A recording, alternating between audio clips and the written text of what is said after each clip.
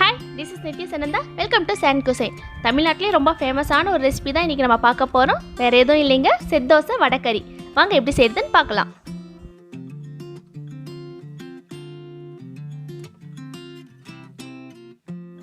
இப்போ முதல்ல செட் தோசைக்கு அரிசி ஊற வச்சுக்கலாம். அதுக்கு ஒரு பவுல்ல புழுங்கல் அரிசி போட்டுக்கோங்க.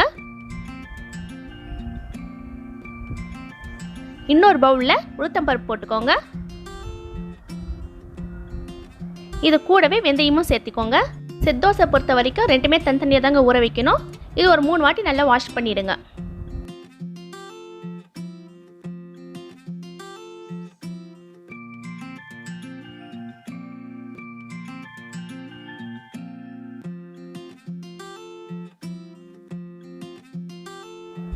இப்போ நல்லா வாஷ் பண்ணியாச்சு. தேவையான அளவு தண்ணி ஊற்றி 3லேருந்து 4 மணி நேரம் ஊற வைங்க. ஊற வச்ச அரிசி அரைக்கிறதுக்கு ஒரு அரை மணி நேரத்துக்கு முன்னாடி ஒரு பவுல் அவல் போட்டுக்கோங்க.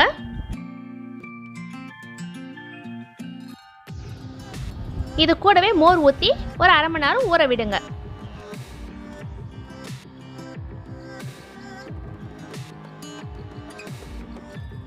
இப்போ அரை மணி நேரம் ஆயிடுச்சு. ஒரு மிக்ஸி ஜாரில் நம்ம ஊற வச்ச அரிசி பருப்பு இந்த அவல் எல்லாத்தையும் போட்டு நைஸாக அரைச்சிக்கலாம்.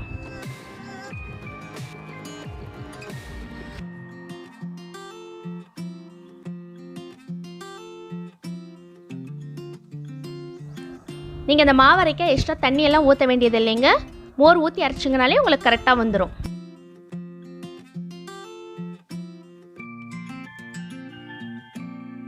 கையில் தொட்டு பார்த்தீங்கன்னா தெரியும், நல்லா நைஸாக அரைஞ்சிருக்கு.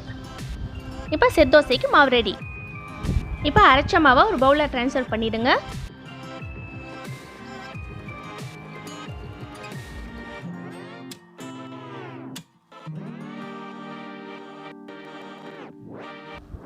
இந்த மாவுக்கு தேவையான அளவு உப்பு போட்டு கையில் நல்லா கலந்து விடுங்க. அப்போ தான் சீக்கிரம் புளிக்கும் உங்களுக்கு. இந்த ப்ரொசீஜர் ரொம்ப முக்கியங்க. நீங்கள் கரண்டியில் கலந்தீங்கன்னா அது அவ்வளோ நல்லா இருக்காது. அதனால் கண்டிப்பாக கையை யூஸ் பண்ணி நீங்கள் நல்லா கலந்து விடுங்க.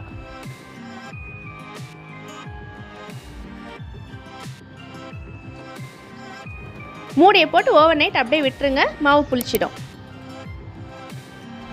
இப்போ வடகறிக்கு ரெடி பண்ணிக்கலாம். அதுக்கு ஒரு பவுலில் கடலைப்பருப்பு, துவரம் பருப்பு, உளுத்தம் பருப்பு, பாசி பருப்பு இது எல்லாத்தையும் நல்லா ஒரு 3 வாட்டி வாஷ் பண்ணிக்கோங்க.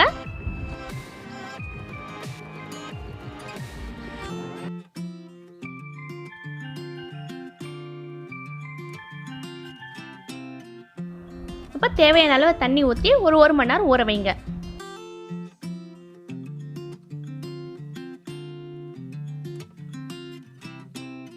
இப்போ நம்ம வடகறிக்கு மசாலா ரெடி பண்ணிக்கலாம். அதுக்கு முதல்ல ஒரு பேனில் ஏலக்காய், லவங்கம், பட்டை, சோம்பு, பூண்டு, இஞ்சி, பச்சை மிளகாய், பொட்டுக்கடலை, கசகசா, காஞ்ச மிளகாய், காஷ்மீர் மிளகாய், தனியா இது எல்லாத்தையுமே மீடியம் ஃப்ளேமில் ஸ்மெல் வர வரைக்கும் நல்லா வறுத்துக்கோங்க.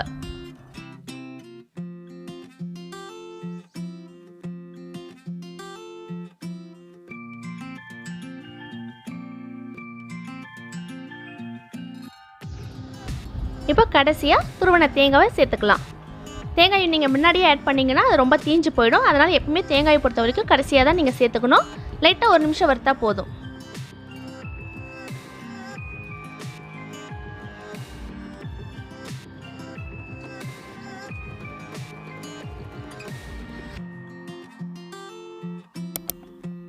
இப்போ இது நல்லா ஆறட்டும். ஆறினதும் ஒரு மிக்ஸி ஜாரில் இது எல்லாத்தையும் போட்டுக்கோங்க.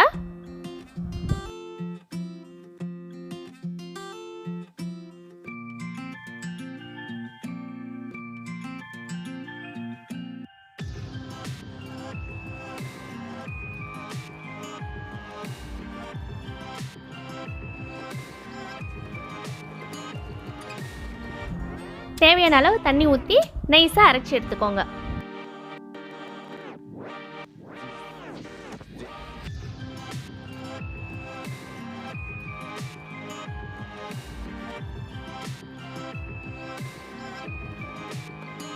இப்போ வடகறிக்கு மசாலா ரெடி. இப்போ பருப்பு நல்லா ஊறிடுச்சு. இதையும் நம்ம அரைச்சிப்போம்.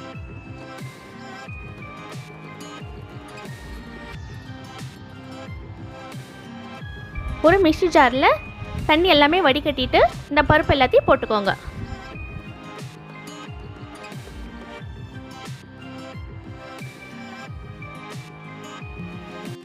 இது கூடவே காஞ்ச மிளகாய், உங்களுக்கு காரத்துக்கு ஏற்ற மாதிரி நீங்கள் போட்டுக்கோங்க, பெருங்காயம், தேவையான அளவு உப்பு, தண்ணி கொஞ்சம் கூட ஊற்ற வேண்டாங்க.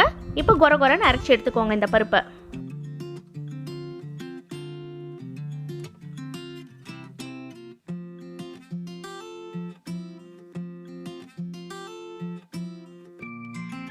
நீங்கள் கையில் தொட்டு பார்த்தீங்கன்னா தெரியும், கொர கொரப்பாக இருக்கும். இந்த பதத்துக்கு மாவை ரெடி பண்ணிக்கோங்க. இப்போ வடை மாவு ரெடி. இப்போ இந்த மாவை ஒரு பவுலில் ட்ரான்ஸ்ஃபர் பண்ணிடுங்க.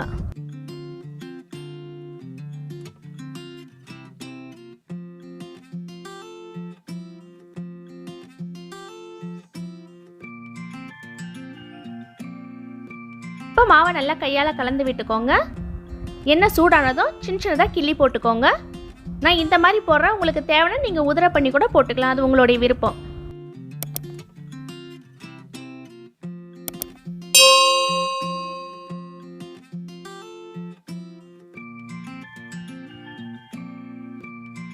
மீடியம் ஃப்ளேம்லேயே வடையை வருங்க.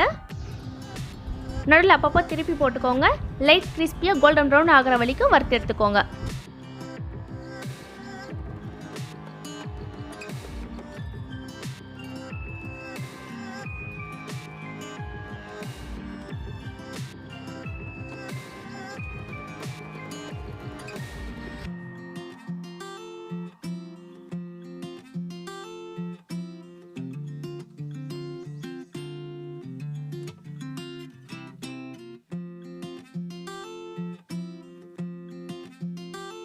இப்போ பாருங்கள், வடை தீயாமல் லைட் கோல்டன் ப்ரௌனில் ஆயிருக்கு. இப்போ வடை ரெடி.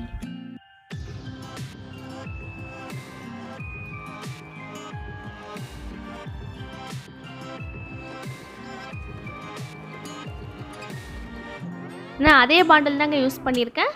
அதுலேயே ஏலக்காய், லவங்கம், பட்டை, காஞ்ச மிளகாய், கருவேப்பிலை ஒரு கொத்து,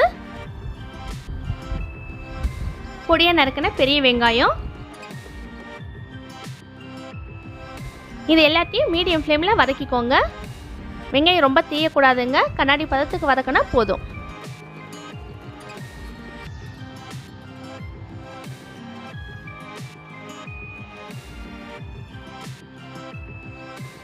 இப்போ இது கூடவே பொடியாக நறுக்கின தக்காளி போட்டுக்கலாம். தக்காளி வதங்க மஞ்சள்தூள், தேவையான அளவு உப்பு போட்டு ஒரு 2லேருந்து 3 நிமிஷம் நல்லா வதக்கிக்கோங்க.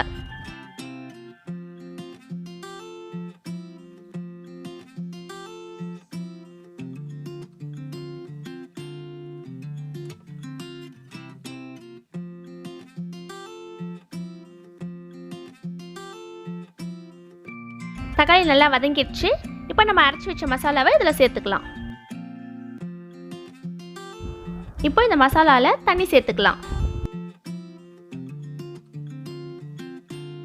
தேவையான அளவு உப்பு சேர்த்து மீடியம் ஃப்ளேமில் ஒரு 10 நிமிஷம் அந்த பச்சை ஸ்மெல் போகிற வரைக்கும் வேக விடுங்க.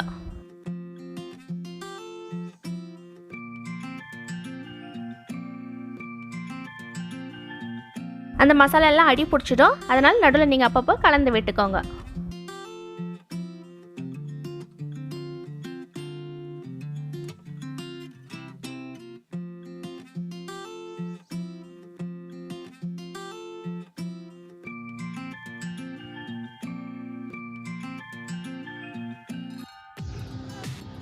நல்லா கொதி வரும்போது நம்ம வறுத்து வச்ச வடை இருக்கு இல்லைங்களா, அதை நீங்கள் போட்டுக்கோங்க. நான் அப்படியே முழுசாக போட்டிருக்கேன், உங்களுக்கு தேவைன்னா நீங்கள் பிச்சு கூட போட்டுக்கலாம்.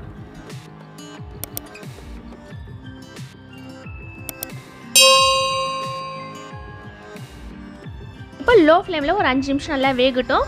அந்த தண்ணி எல்லாமே வடை உறிஞ்சி ஒரு கெட்டி கன்சிஸ்டன்சிக்கு வரும். அப்போ தான் வடைக்கறி நல்லா இருக்கும்.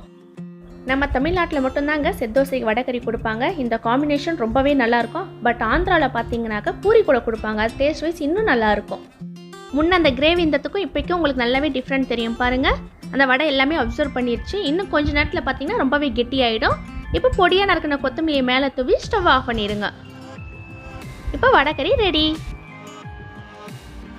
இப்போ செட் தோசை மாவு எப்படி வந்திருக்குன்னு பார்க்கலாம். 8 மணி நேரம் ஆச்சுங்க. நல்லாவே புளிச்சிருக்கு மாவு.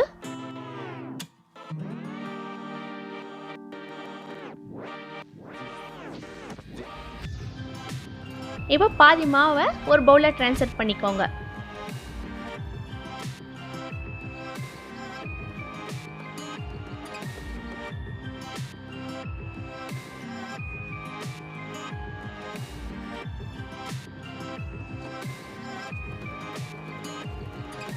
இப்போ இந்த மாவில் மஞ்சள் ஆட் பண்ணிக்கோங்க.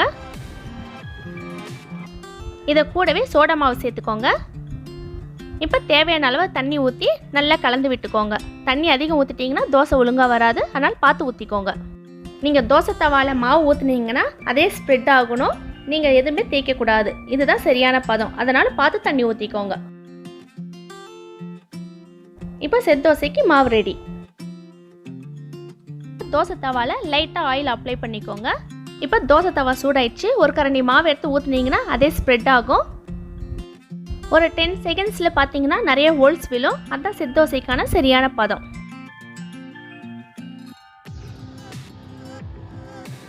பாருங்கள் இப்போ எவ்வளோ ஹோல்ஸ் வந்திருக்கு. இப்போ லோ ஃப்ளேமில் மூடியை போட்டு மூடி வச்சுடுங்க.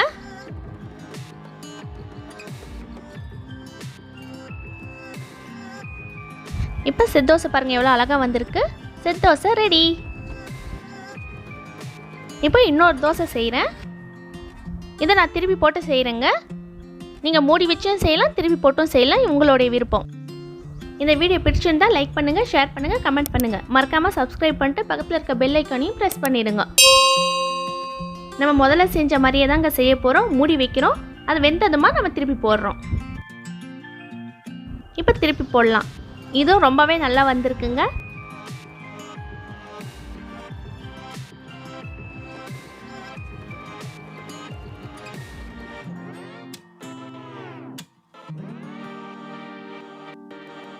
இப்போ செட் தோசை வடைக்கறி ரெடி. இதை விட ஒரு பெஸ்ட் காம்பினேஷன் இருக்க சான்ஸே இல்லைங்க. டேஸ்ட் வைஸில் அவ்வளோ நல்லா இருந்தது. எல்லாரும் ட்ரை பண்ணி பாருங்கள்.